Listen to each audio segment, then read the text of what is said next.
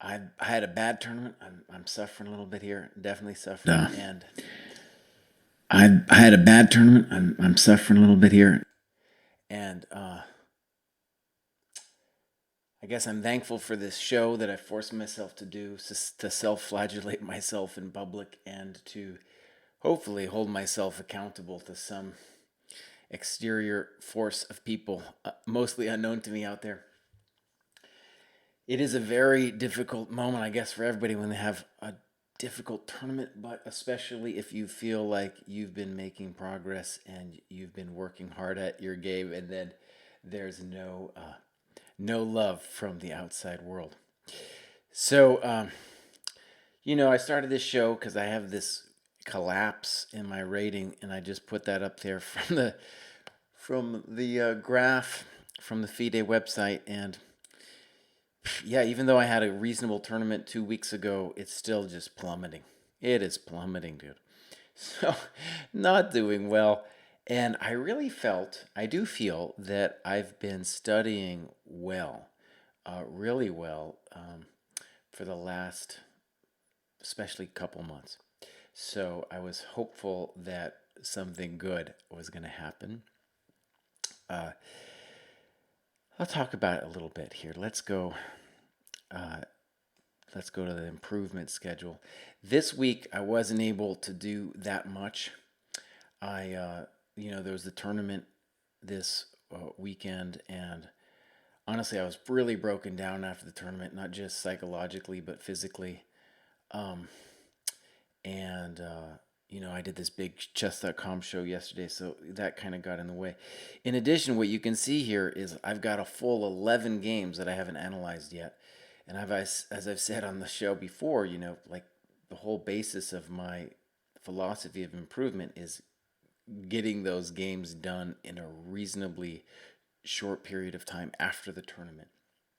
Now, the only good news is I don't think I'm going to play for a while, at least a little bit. So hopefully I would knock that down. This is my little tournament schedule here. I'm going to be in St. Louis, which isn't a tournament, uh, for GM in residence coming up.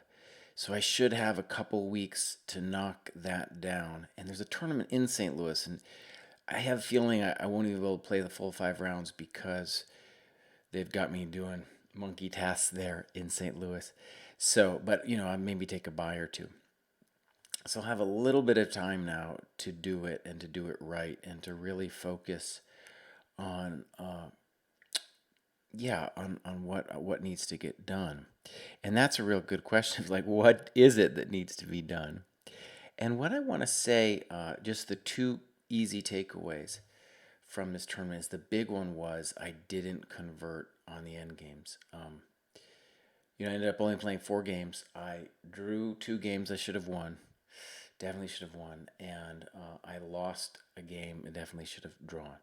So and then that it was just like the end of the tournament. And the whole trying thing for me is one of the reasons I want to get back to 2,500 is what's happening is I get very unfun events because I'm going to these Swisses and I'm playing like a bunch of 2,200 players, and I have to beat them all the time just to be able to play an IM or a GM or two.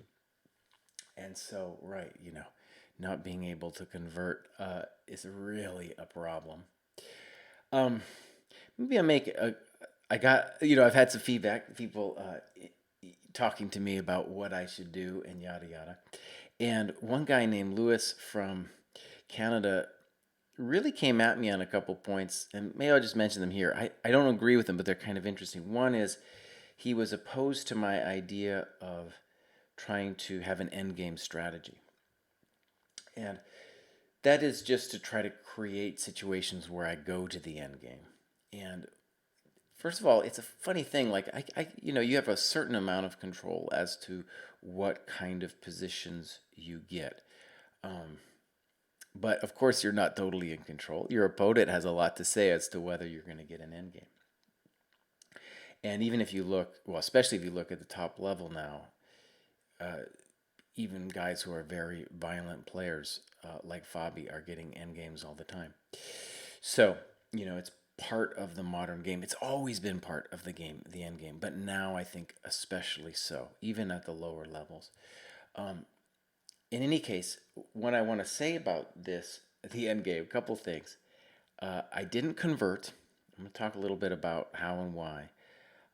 It definitely is a physical thing. The more I play this game, the more I realize that all through the game it's physical, but especially when you're in hour 3 and 4 and 5 of the game, and it just cracks you. So, for example, let me show a position here.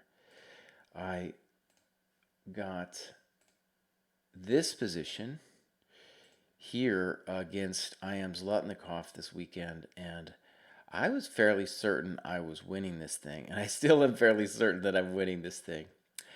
Uh, but I didn't. I didn't. Not only did I not convert, but I ended up because of the 30-second increment playing forever. I think I had the longest game, maybe of my life. It definitely was over around 170 moves, where I just kept going around and around and around trying to break through, and then I couldn't. And at some point, I'll show some of this game.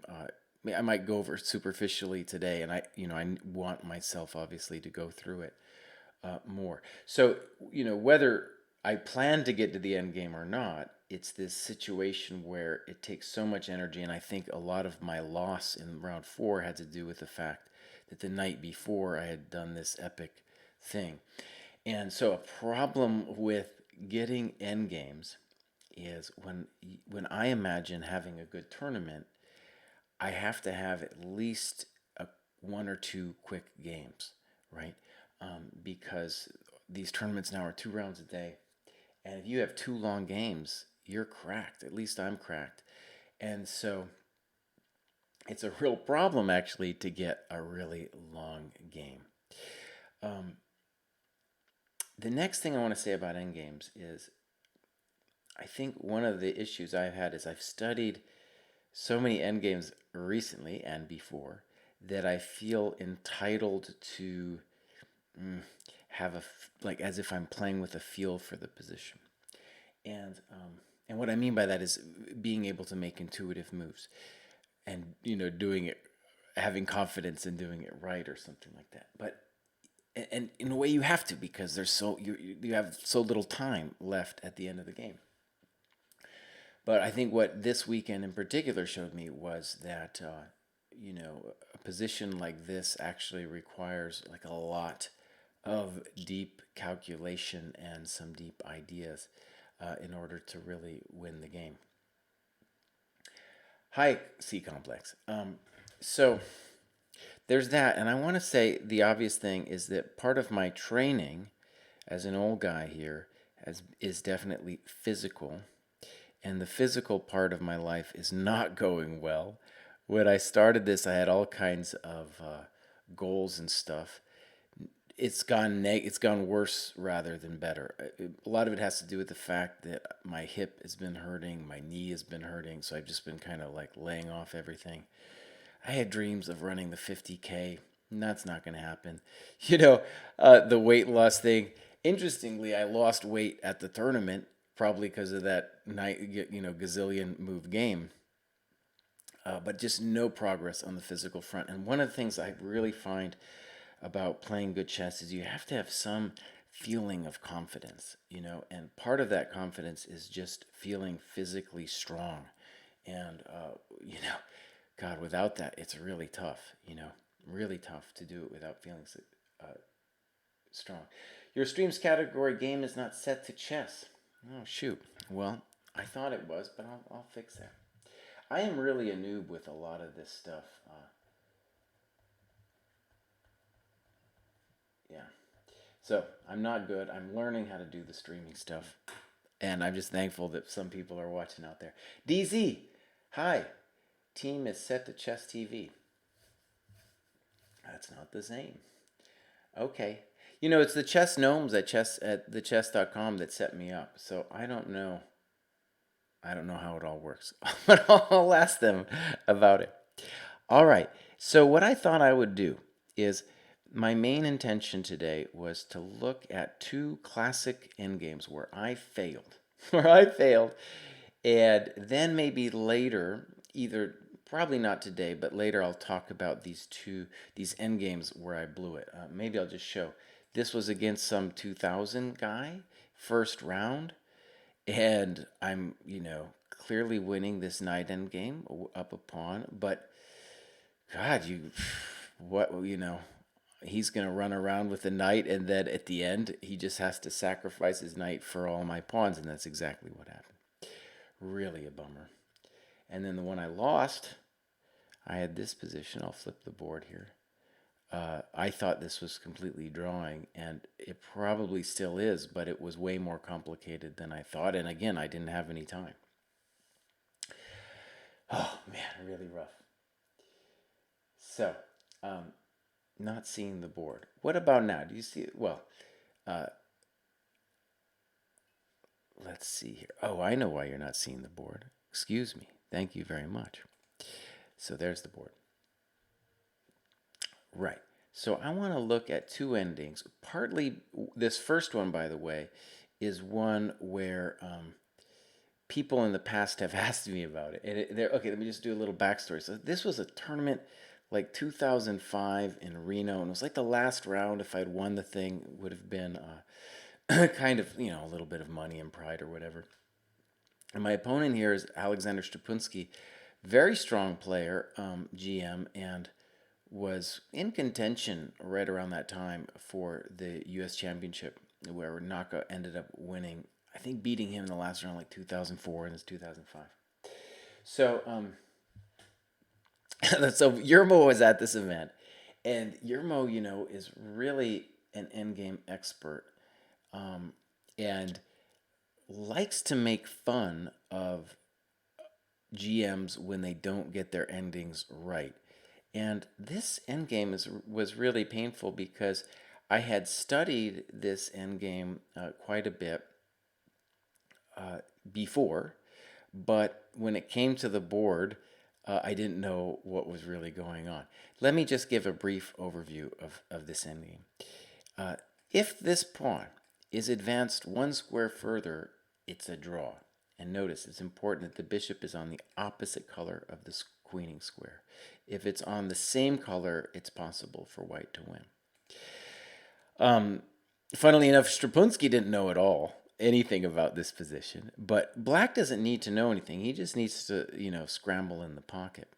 So one of the reasons I'm bringing this ending up is, this was like hour 5 that we're fighting it out in Reno. Very long, old school time control in Reno. And yeah, it's tough. And like the other thing about this position that I have a really strong recollection of is when me and Josh Fidel and David Pruce and Vinay Bhatt, Sam Shanklin were living at the GM house in California. Me and Vinay one day were looking at this position and, without any clocks or whatever, and I still couldn't get it right. I still couldn't get this frickin' position right. Okay, let me just roll through it and show you what happened. So the first thing you got to do is get the king out. So step 1. Then you bring the rook over, so you've cut the rook off. So that, so far, so good. Now, the problem is as follows. White needs to get his king now back here without letting this king come over here, right? So if we go one move back and I play king b5, well, then the king gets back into the pocket, and then I got to do the whole thing all over again. And you can see how is the king going to get back? So this is a standard situation, and you can easily see as well that if the pawn were back here, it would be a little bit easier because then the king could march through this square and come around. Once you come around, then the pawn can advance, and there's really nothing that's going to stop the pawn from advancing once you've got that. Okay, so here we go. King c7, rook b1, king c8, rook b7, bishop f2, and rook b5. I didn't have any idea what I was doing, and we ended up going around and around. One thing, just in terms of improvement, that I think is important is it's not good enough to solve it once at home. There's some level at which you need like deep training in the position. And I've watched Yermo talk about this position, and honestly, his way of doing it is too hard. Okay, so I'm just gonna share with you my way of doing this thing, and and then that's all I need to know, and that's all I want to know. The similar thing with like bishop and rook versus rook. I think I have an understanding of how to play with the rook. And there's different ways of doing it. I just want to know one way. I do not want to know other ways of doing it. And maybe at some point I'll talk about that on the show too. That end game, by the way, is also very frustrating to me, where I feel like I'm not sure I get it if I'm playing the white side. I did win that position once against GM Brian Smith, but that was just a time scramble. And we're moving around like idiots. I didn't have any clue as to actually what I was doing.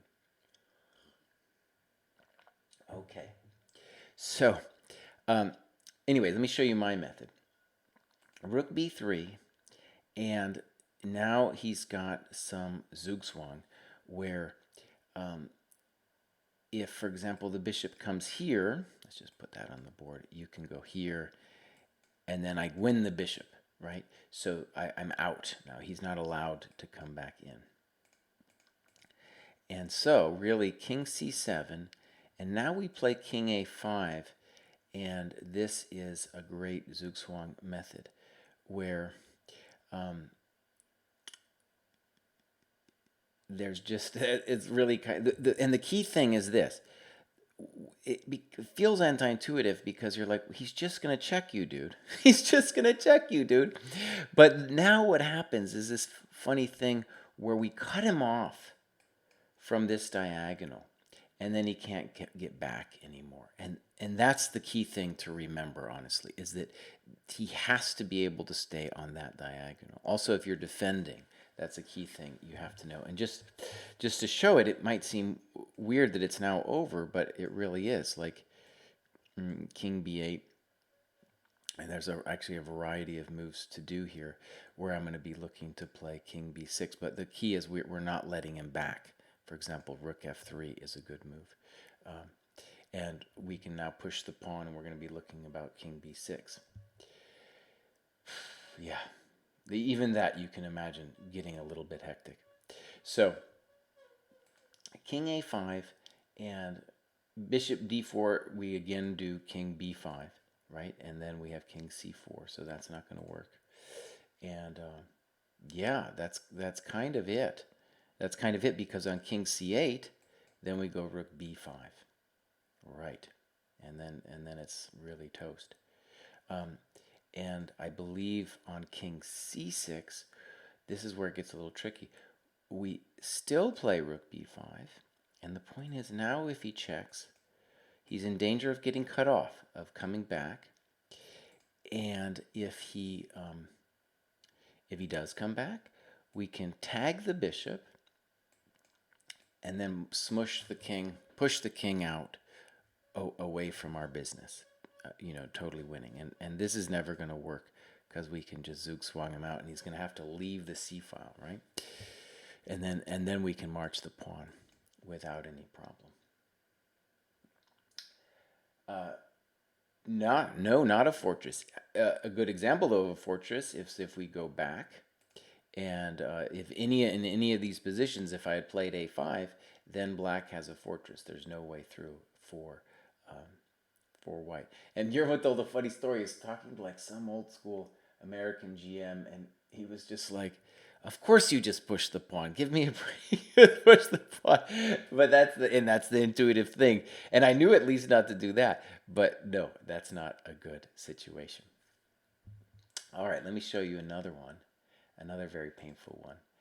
This was my game against Golko in the U.S. Championship 2008. And I had played, I thought, one of my best games, really, of all time. And, let's say prior to around move 35, I played a beautiful game. Maybe I'll just show it a snippet of that, and I was really high on myself. I felt really, like things had gone well. Let's see, we have this incredible position. Actually, go back a little bit more. I had sacked it all. I had sacked the whole thing, man. The whole freaking thing. And yeah, this was great. Look at this. Bam! Give me all your queenside pawns, Benoni style. Look at that. Knight f6. And so I'm down the exchange, but my pawns are running. So we do this whole thing. I've played a beautiful game. Parts of this might be, there was another nice move, knight d5. Totally winning. Good move. Everything fine here. So now I do this. And here I could have been more accurate with b2. But okay, that's a different story. Let me show this. And the amazing thing here is that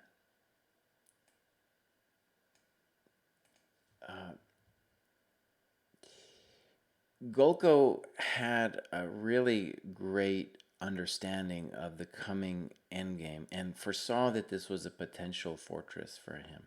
And the word fortress is an interesting one because in some ways, like Umitmo was saying before, it's like, yes, is it a fortress? And Carlsen famously recently said, I don't believe in fortresses, and everyone kind of got in his case because, of course, there's fortresses. But I guess a way to understand on a practical level is that, let me put it this way. On a theoretical level, a fortress is just when you can't break through, right? Classic fortress would be if you got rid of, say, all of these pawns, right? And then that's no longer possible for white to break through. And also if the pawn is on g2. And then it's not a fortress, the pawn's up one more square. But on a practical level, right, you're doing something like this and there's a lot going on still, and you don't know if it's actually theoretically a fortress, but you have some ideas about how you might achieve what is a fortress. So, in this position, in a very funny way, I played h6, and the idea is just to put him in zugzwang. But I think Golko tricked me on purpose here with this king f1 move, because after h6, that's a pawn move that I'm going to regret. And it seems weird. It's like, what? What do you mean? How could that pawn move possibly be bad? Now, I'm still winning after this pawn move, but my life is going to get far more complicated, and it's going to go down this road of a well-known endgame study. Okay. Are you a Benoni player? I love the Benoni. I love the Benoni, but really and I used to play it as a kid. It's no longer cool to play the Benoni, but against, let's say, d4, knight f6, c4, e6, g3, you can play the Benoni there. It's at least viable. And this opening, let me just show, was actually here with this move b5, which nowadays I guess is shunned because the computer says now e4. But this was before I knew that. I guess it wasn't really common knowledge that e4 was putting this out of business here, or at least giving white a nice position. Okay, let me go back to this terrible, terrible, complicated ending. By the way, I mean, this is going to be rough. This is going to be really rough. Okay, so I played h6. You'll see later why this pawn move is bad news. King g1, check to the miserable king. And I get the pawn, rook f4. Okay, and now, by the way, in both of these endings, the reason I knew it was this amazing book that I picked up in Russia years ago, and part of my current training is actually redoing this book, doing it again. I've done it several times, and both of the positions, the Strapunsky one and the Skolko one, were in it, and it was just very hard for me to recall it in the moment. And I just want to say, like, I feel that one of the problems practically as a chess player is you're tired and you got all these problems, but just remembering these things takes a kind of autistic memory and skill set where you can see really Carlsen and the other top players are doing it. And a lot of endgames, of course, I can play by rote, but this one I find very difficult. And even now, I don't. I have problems with it. It's hard for me to completely grasp. So uh, the way let's just show a way I could have won this thing. Queen e2. It matters a lot where the pawn is. Now this position is winning. The position with this position with the pawn on h6, not winning, right? So you have to time it exactly right. And because I have the queen, I can go around and around and set the pawn up on h5.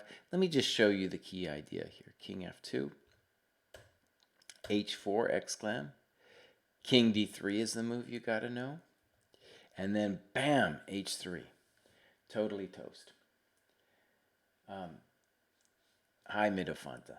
So the idea is now if you go king g3, I'm going king e3 and my pawn's running, right? And if you go king f4, then the brutal truth is king e2, king takes, king f3. Yeah. So let me show you how Golko defended it. You know, he's in time pressure. This guy's like a true, chess hero, a chess legend, if you will. I just want to show you how he defended in time pressure. We went around a little bit, and then I took it. And now the guy is holding this position. If my pawn were on h5 in precisely this position, then I'm in the business. But now I'm not.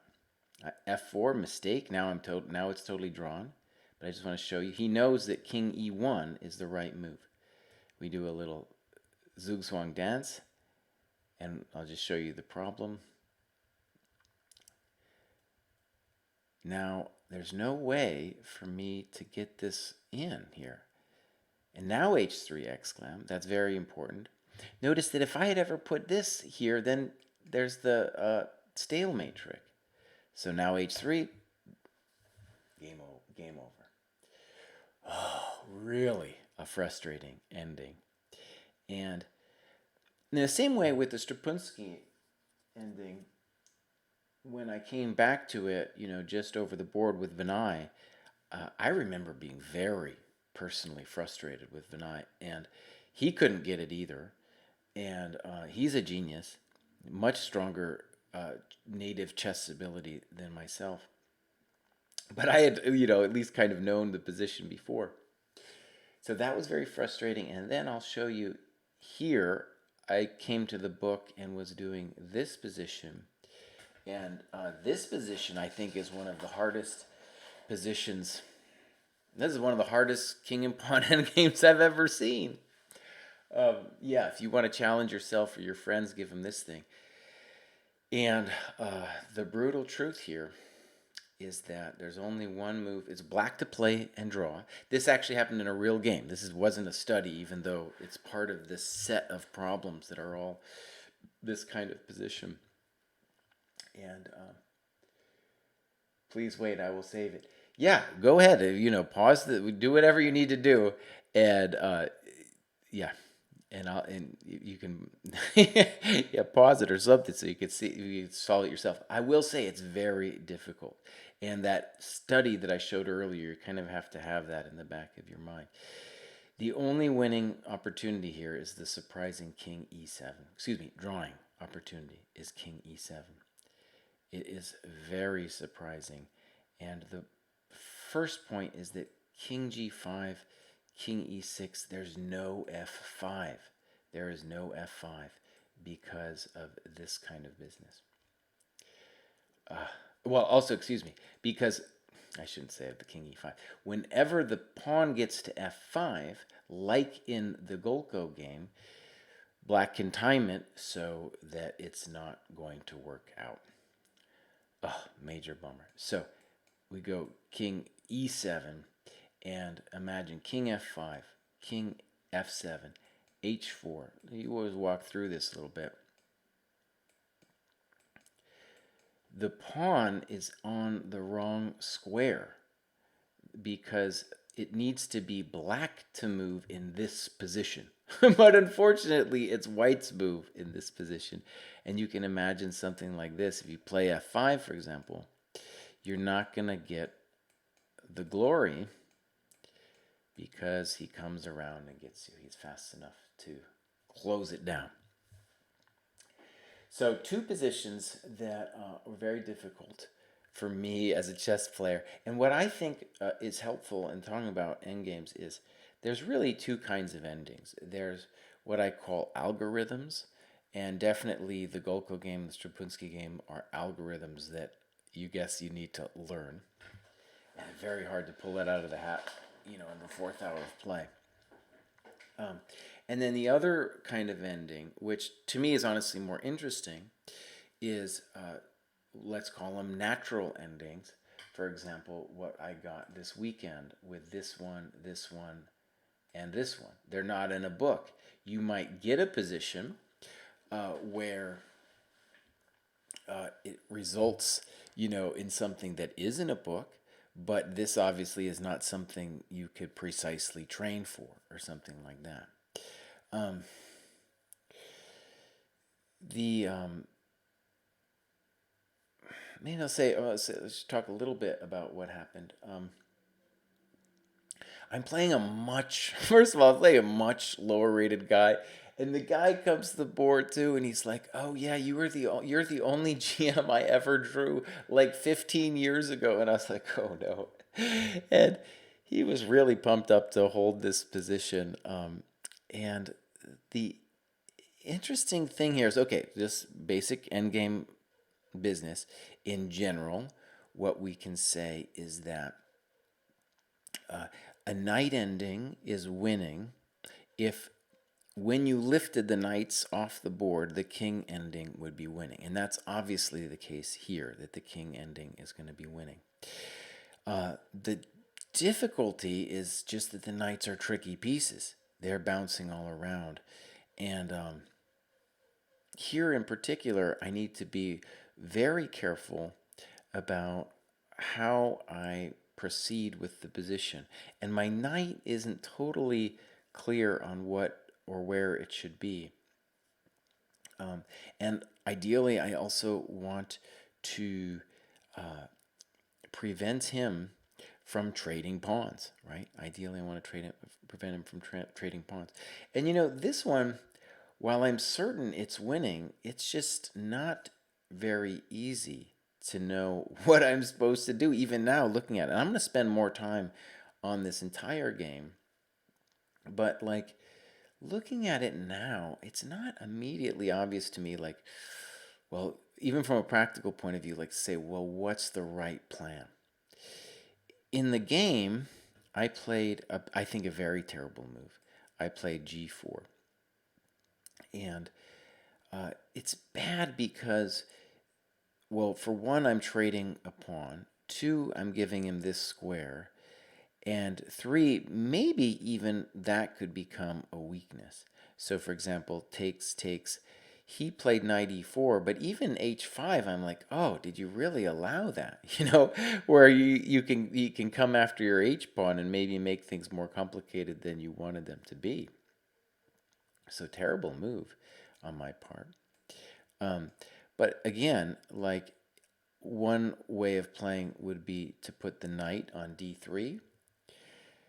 Really unclear because, okay, I'm obviously holding the position. I'm keeping it stable.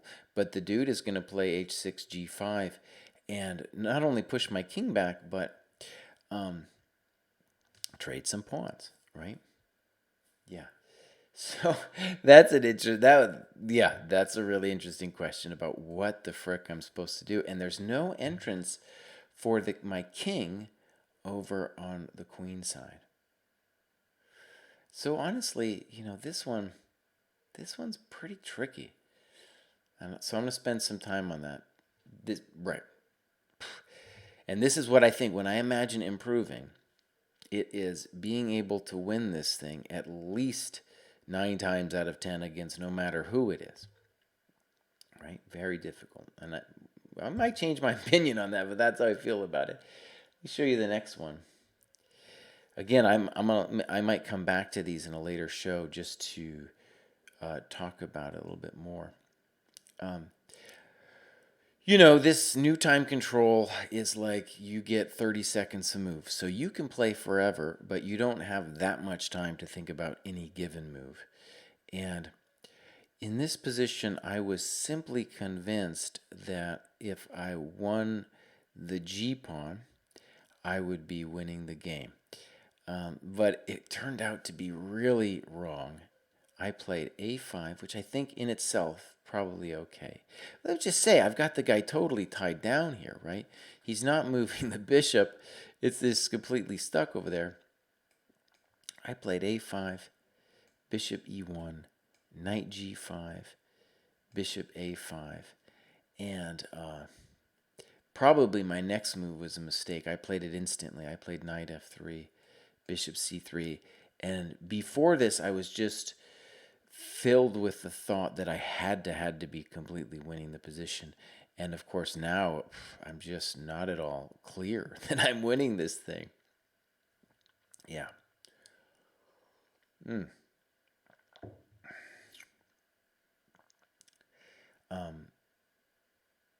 Looking at it now, let me just see if I can. I don't know. It's still hard. And let's say the simple problems. My king is not able to easily get active, right? And the crime that I've committed is by trading the pawns, I have made his bishop more active. Yeah, this is simply not going to be easy.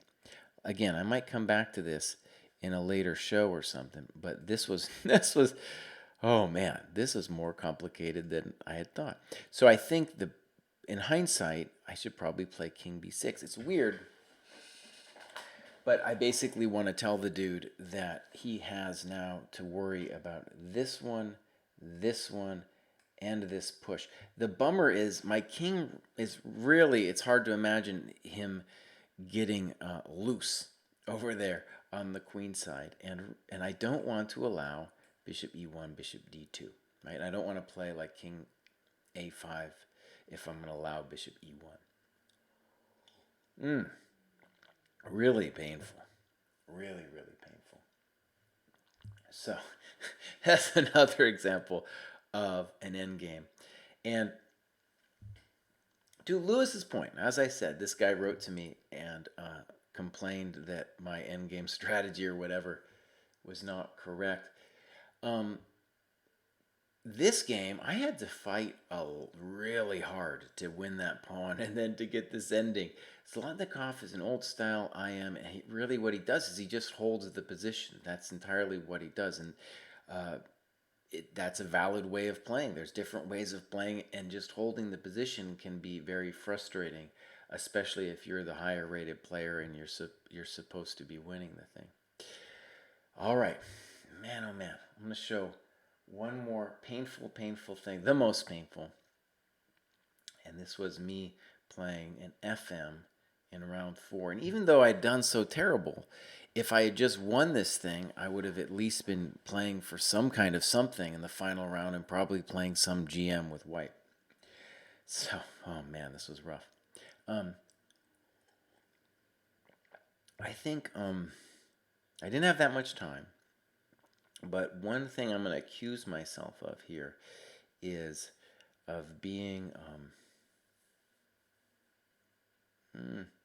too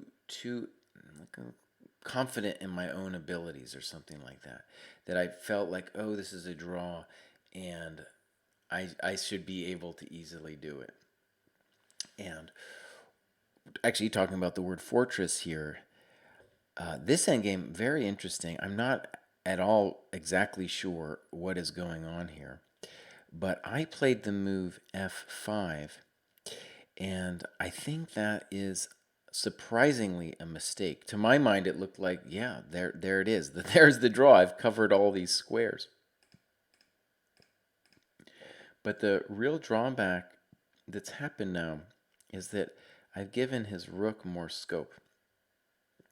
So the part of the endgame that I'm going to be examining is, could I have just sat on the position going back and forth? And then, even if that's true, and if white plays interesting moves, he might be able to still create, or let's call them dynamic moves, create drama for my pieces. Yeah, as it was really rough. Let me just show you. One thing I didn't anticipate too is my bishop uh, is going to get run out of squares. Oh man, this was evil. So, yeah, there's a really interesting thing here where, how'd it go? It went like king g5, king rook e7, king f6, rook e6, and now I had to make a choice as to whether I go completely passive or I go up. And the real bummer is I think if I go up, it's all over. And that was my original intention when I played f5. Oh wait, I blundered this a little bit. Let me do this again. So the rook is here. I played f5. Dude went back. I played bishop h2, rook e7, king f6, check to the miserable king, king g5. Oh, I didn't play king g5. I went back. And the problem with king g5 is h4, and I can't play king takes because rook takes loses all the business. And on king h5, I believe I'm just in complete zugzwang here, where I can't go back. I can't go back with the stupid bishop, and I can't take this pawn.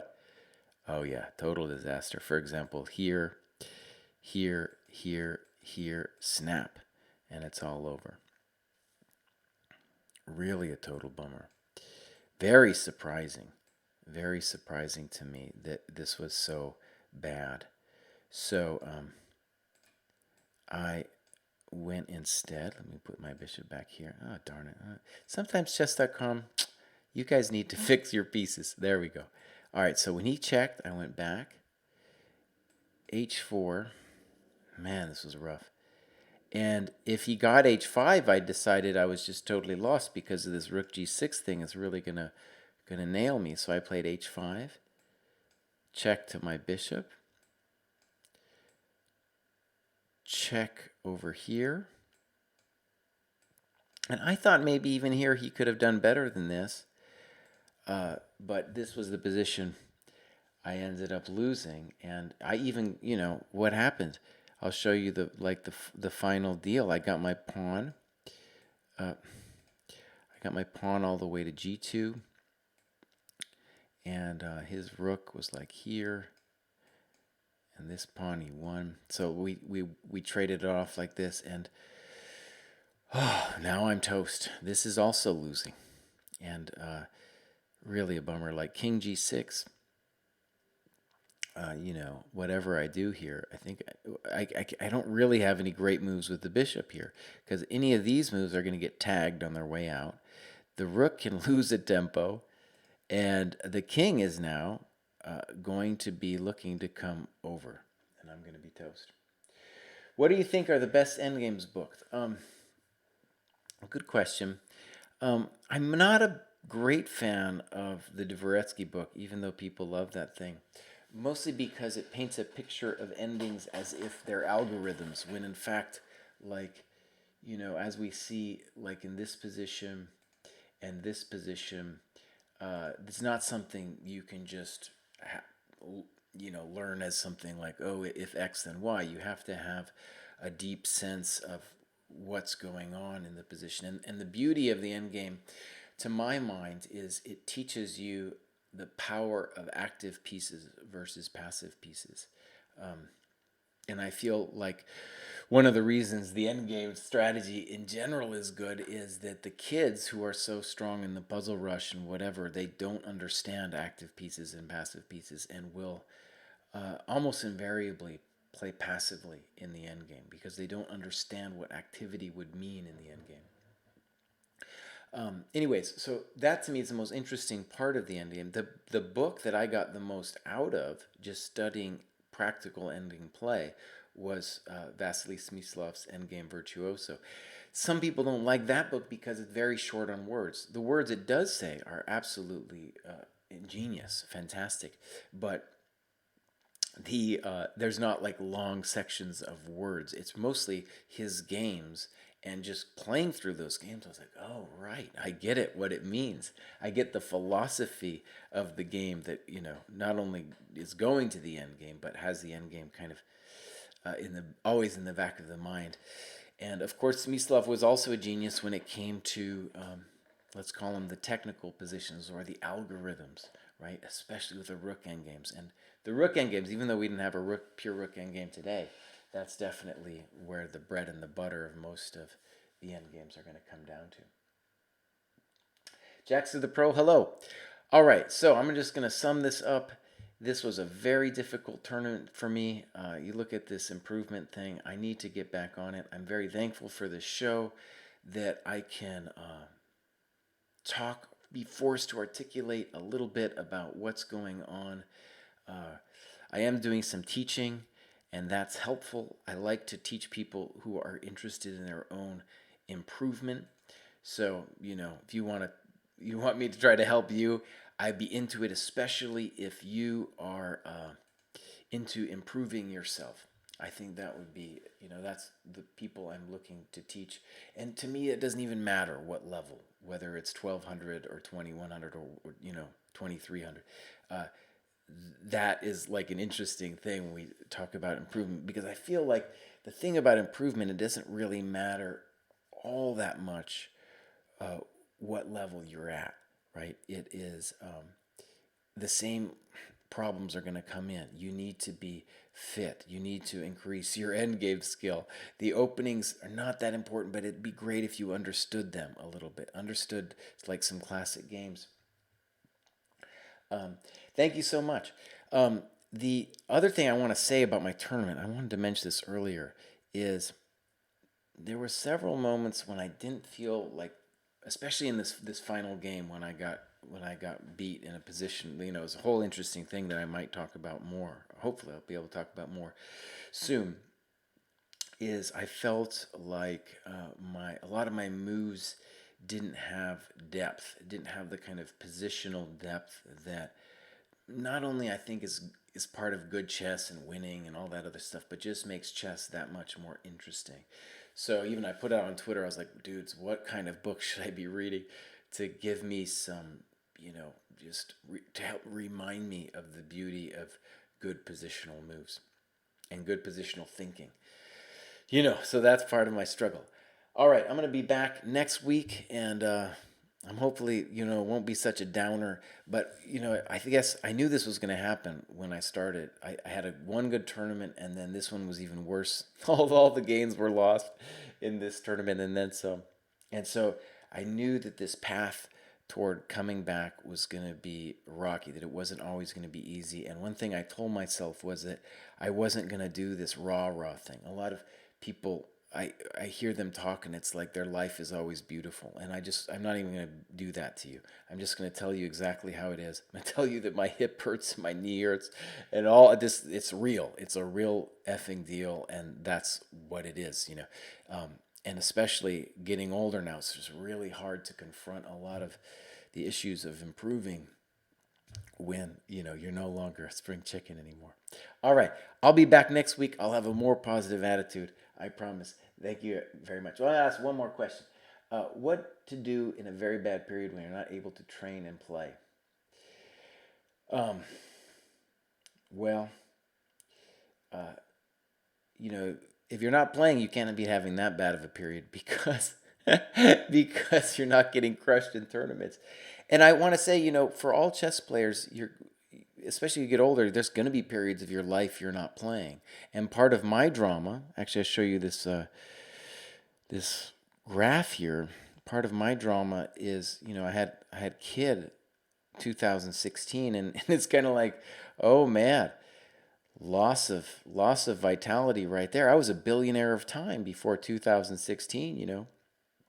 I was doing great, and now I don't have nearly as much time. And I don't know if this answers your question, but you have to put in my experience, the work of studying your own games and doing other kinds of study, but mostly studying your own games if you are going to even hold your level. That's my words of wisdom for today. All right. I'll see you guys next week, hopefully, and good luck with your own chess. Bye bye.